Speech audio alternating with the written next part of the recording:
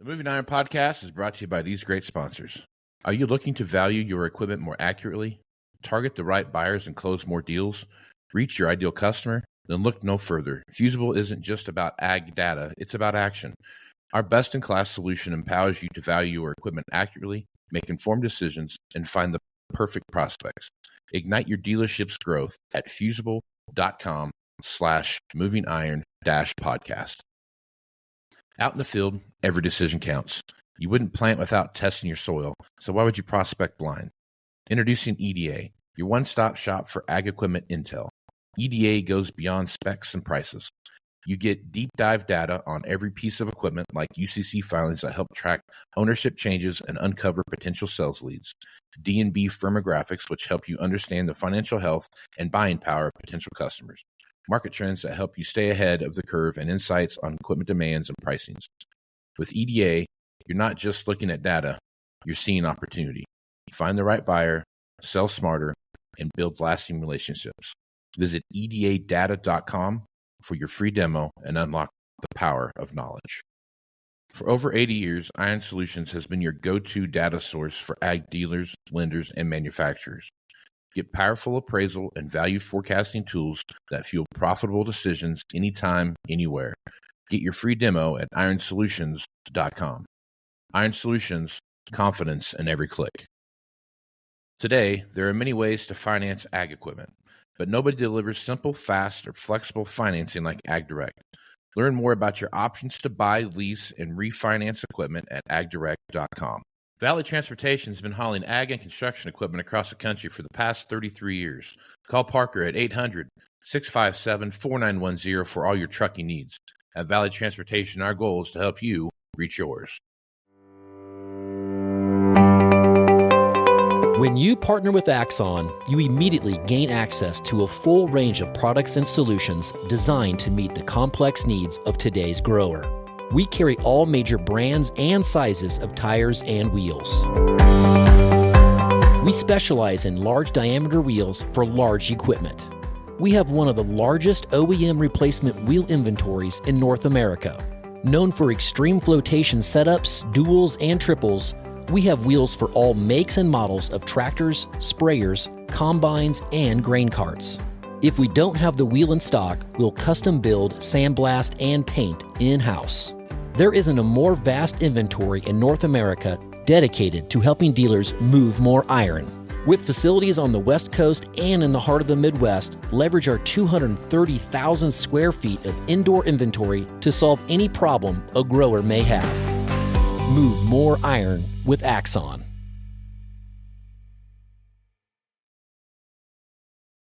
Moving iron in the 21st century. Hard-working people working hard for you and me.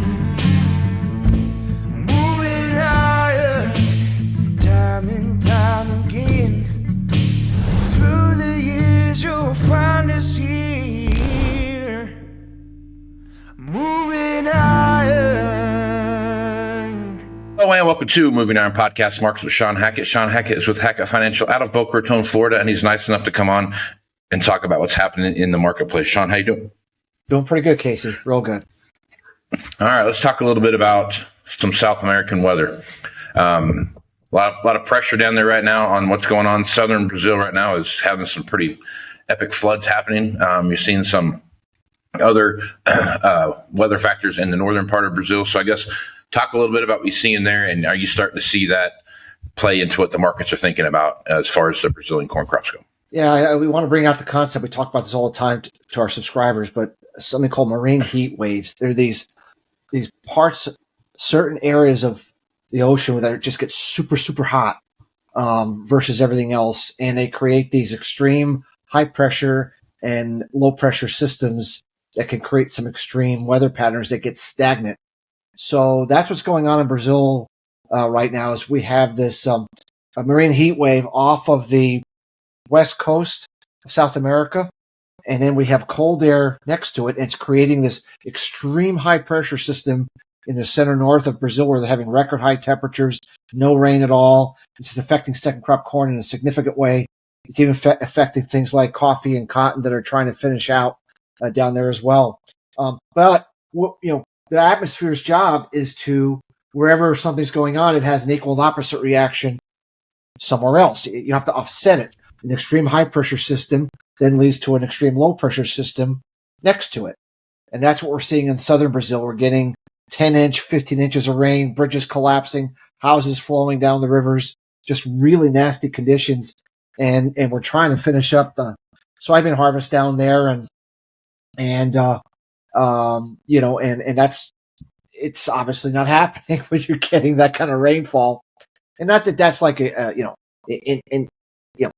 it's not like that dramatically changes things, but it's something, when you're trading bearishness as extreme as we've been trading in the soybean market, and you get short covering. On top of it, we have this strike going down in Argentina that's really gotten the meal market going. I mean, we put on $20 or $30 here to the upside on nearby meal prices very, very quickly.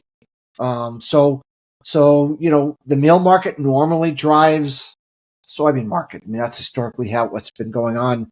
So looks, we're seeing some interesting things starting to happen. We looks like we completed a double bottom potentially on soybean prices. We're breaking out of a long-term base on corn. We already broke out to the upside on wheat. It just seems like after a long period of nothing happening, we're starting to see these large speculators getting increasingly uncomfortable, and it looks like we're starting to get some upside price risks that we've been warning would be possible as we got into some closer to these factors here that would potentially take the utopian idea that there's nothing ever going to be wrong again in the grain markets forever to maybe things can actually go wrong, and that's where I think we're at right now. Yeah, that is a very utopian thought, because there's plenty of stuff going on in the market right now.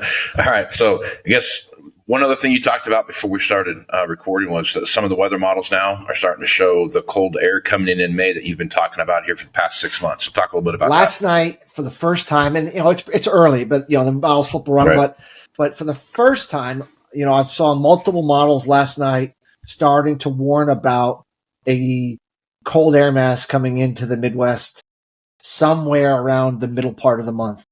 Obviously, we got another week to go before we get there, and the closer we get, the more this will. But the fact that we're finally seeing models starting to say, well, maybe there might be something. Of course, a couple of days ago it was supposed to be the hottest ever, because I always tell everybody these models never see the cold coming until you get pretty close to it. But the fact that last night we're finally seeing some of them, different ones showing that is encouraging, because as you know, it's been one of our forecasts for a while that there would be a risk. No guarantee we're going to get a frost, but that would be a risk that we get a cold air snap in the middle of the month that could provide a window to create cold enough temperatures, which at that time, you only need 28, 30 degrees to do it, because wheat's jointing and it's really vulnerable. Mm-hmm. So we'll see. But I just think the fact that some of the models are picking up on it, and we're getting, you start looking at the calendar here in a week from now, we're going to be on day 7, 8, 9. It's starting to show that maybe we're onto something here. And obviously, if we get into next week and those models are getting more prevalent and getting more certain, the winter wheat market certainly would have to pay attention to that. You know what I'm saying? And everyone's always going to ask, well, is it going to be KC wheat? It's going to be SRW. Who's going to get it? It's trying to micromanage distribution right now is still, very hard to figure out those kind of things. I've always felt, and I still think, that the odds favor more of the KC winter wheat area catching this than the SRW. We'll see. All right. So if we're going to talk about wheat, I think we need to talk about what's going on over with rice. Rice, world market-wise, has kind of stabled along. They kind of got stable with the supply, but there's obviously weather risks that are going to put that into some peril or a little bit of jeopardy there in that way. So I guess, Shawn, looking at the rice market, what do you see there, and what are some of the pressures you see with rice if this wheat situation continues the way see it heading? Well, the wheat market, the Asian wheat price remains extremely high and never really corrected much. So because we have this ban on rice exports coming out of India, and we just have had a lot of weather problems, and now we've had this another round of historic flooding in southern China. We've been seeing a lot of this flooding every year, and the first crop rice has just been completely devastated. If people don't know, China's a big place, and they have a first crop rice, second crop rice, and even a third crop rice in certain areas. But this is affecting the first crop rice, and it's just a complete disaster. So, one of the largest exporters of rice in the world having a major blow to their first rice crop at a time when rice prices are already high and India is not wanting to sell. And if we were to catch some kind of a wave here higher with higher wheat prices due to drought in South Russia and here in the U.S. and a frost, you can just see that the things that people need to eat to stay alive, which is half the population, out of the 8 billion or 9 billion people we have, 4.5 to 5 billion have to have rice and wheat on a regular basis for their families not to starve. Not that I'm saying that glibly. I'm just saying these two products are very important. And, if the wheat market starts to go up, it increases the urgency to not only lock up cheap wheat, but also the urgency to make sure you lock up rice prices as well, because rice has been higher than this, in terms of its all-time highs. And, one would not want to have to chase that if you're really in a situation where you need the product very, very badly. So. One last thing, then we'll close it down here. When you look, I read an article this morning that came out, all the ground beef samples that got sent to the National Veterinary Service laboratories all came back negative for H1N or H5N1 bird flu. So that's just another signal, I think, to the beef market that, hey, we got an opportunity here to kind of shuck off the scares of bird flu that we saw in the dairy side. So I guess as you're looking at the cattle market with the last couple of days worth of news that's come out here over the last week or so, I guess, have you seen anything out of the ordinary happen in the cattle market that you shouldn't see this time of the year, I guess? I mean, the way I'm looking at the cattle situation, I think the reason why beef cattle are not getting this, they're outdoors, right? I mean, we know from COVID, which is this call avian flu, whatever. It's a flu. COVID's a flu. We know if you're out in the outdoors, sunlight, you're just less susceptible to getting it. And we know that when you jam a bunch of cows into a stall like they do in dairy, and they're right on top of it, anybody ever go walk through those dairy operations, and they're just all pressed, and well, you're going to get it, right? I mean, that's so. So I think that this is just reinforcing the idea that this is not likely going to be a beef cattle problem. It's going to be a dairy cattle problem.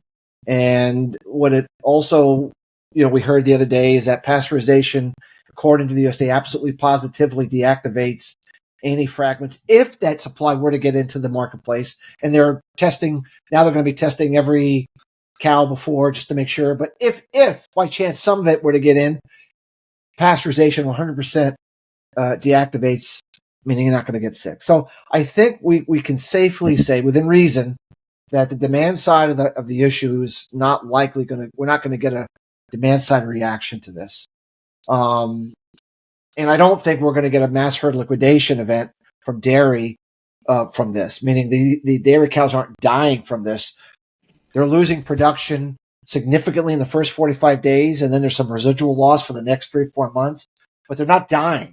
So, and I don't see anything that says we're going to go, change our culling habits from this.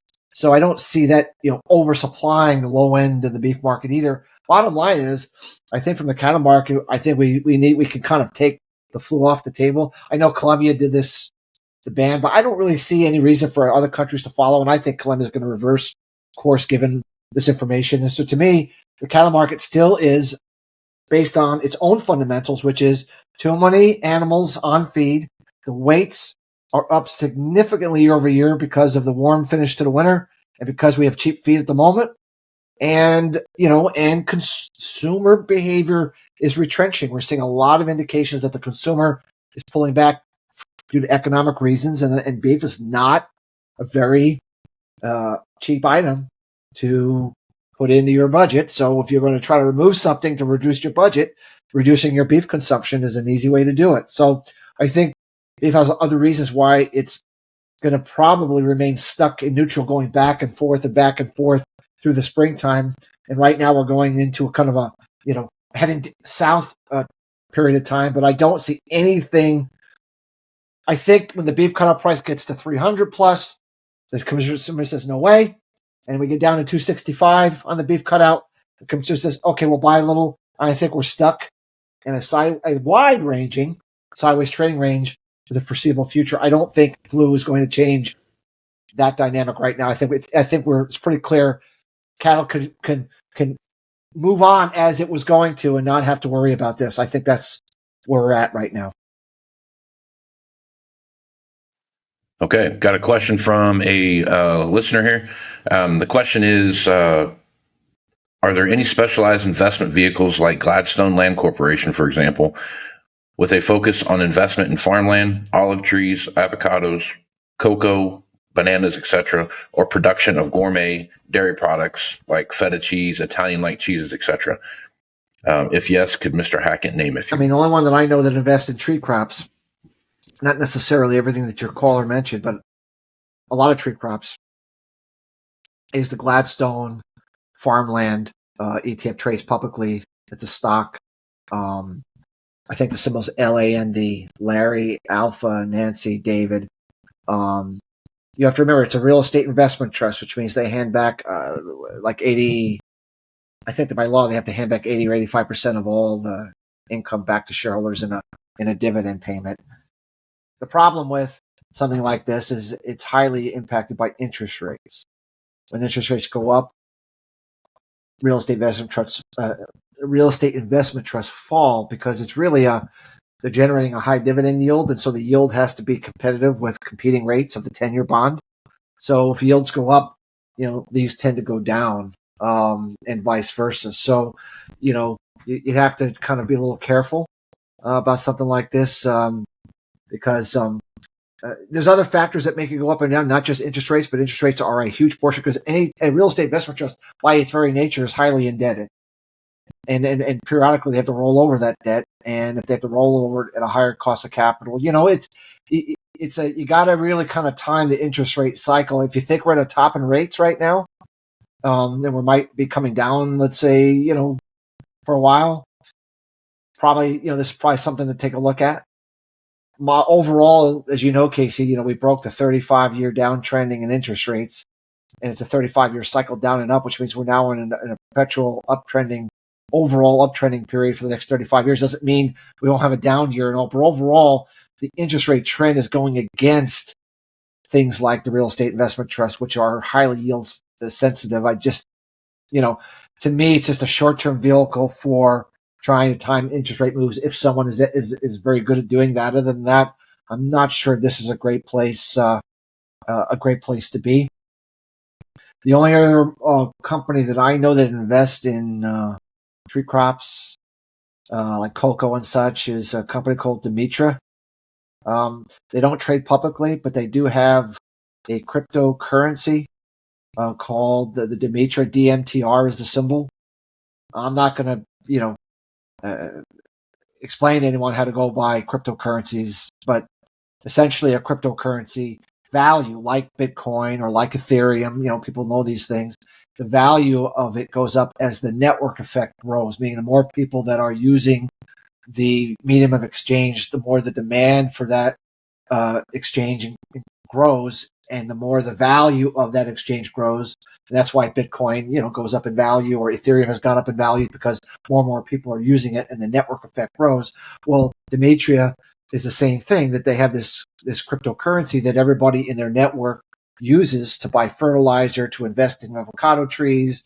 And the more that network grows, the more the network effect grows, the more the demand for the Demetria currency grows. And so, that would be another, obviously, substantially higher risk way to look at it, to look. But, DMTR, the Demetra Cryptocurrency, is a high risk way to potentially participate in a company that invests all over the world in a lot of tree crops.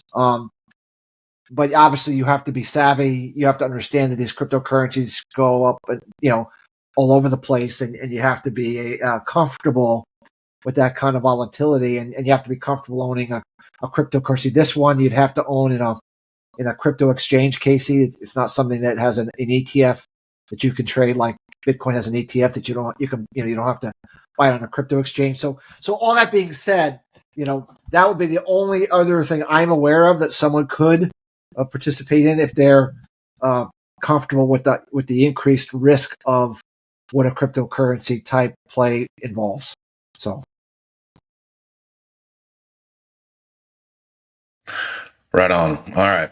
Shawn, good place to stop. Folks want to reach out to you and get more information about Hackett Financial and what you guys are doing over there. What's the best way to do that? We have a Twitter page at Feridex11, Feridex. We also have a website, Hackett, Hackett advisors.com. In both places, including LinkedIn, we put some interviews out, and we make some posts from time to time to go over our cycle work, our statistics, our forecast, to see if how we look at the world in agriculture might be of value to those that watch and listen to your show. Right on. Shawn, appreciate you being on, man. We'll catch you again next week. Right on. I'm Casey Seymour with Moving Iron Podcast. Check me out on Facebook, Twitter, and Instagram at Moving Iron LLC. Go to LinkedIn at Moving Iron Podcast. You can also find the YouTube channel and on TikTok at Moving Iron Podcast as well. Check that out. Go to movingironllc.com for everything Moving Iron related and get all the information for the Moving Iron Summit coming up here in Nashville, Tennessee, November 4th through the 6th. So with that, I'm Casey Seymour with Shawn Hackett. Let's go move some iron, folks. Out. Moving Iron Podcast is brought to you by these great sponsors. Are you looking to value your equipment more accurately? Target the right buyers and close more deals? Reach your ideal customer? Then look no further. Fusable isn't just about ag data, it's about action. Our best-in-class solution empowers you to value your equipment accurately, make informed decisions, and find the perfect prospects. Ignite your dealership's growth at fusable.com/movingiron-podcast. Out in the field, every decision counts. You wouldn't plant without testing your soil, so why would you prospect blind? Introducing EDA, your one-stop shop for ag equipment intel. EDA goes beyond specs and prices. You get deep dive data on every piece of equipment like UCC filings that help track ownership changes and uncover potential sales leads. D&B firmographics, which help you understand the financial health and buying power of potential customers. Market trends that help you stay ahead of the curve, and insights on equipment demands and pricings. With EDA, you're not just looking at data, you're seeing opportunity. Find the right buyer, sell smarter, and build lasting relationships. Visit edadata.com for your free demo and unlock the power of knowledge. For over 80 years, Iron Solutions has been your go-to data source for ag dealers, lenders, and manufacturers. Get powerful appraisal and value forecasting tools that fuel profitable decisions anytime, anywhere. Get your free demo at ironsolutions.com. Iron Solutions, confidence in every click. Today, there are many ways to finance ag equipment, but nobody delivers simple, fast, or flexible financing like AgDirect. Learn more about your options to buy, lease, and refinance equipment at agdirect.com. Valley Transportation has been hauling ag and construction equipment across the country for the past 33 years. Call Parker at 800-657-4910 for all your trucking needs. At Valley Transportation, our goal is to help you reach yours. This podcast is proudly provided by Axon, helping dealers move more iron for the past 100 years. Find out more at axontire.com.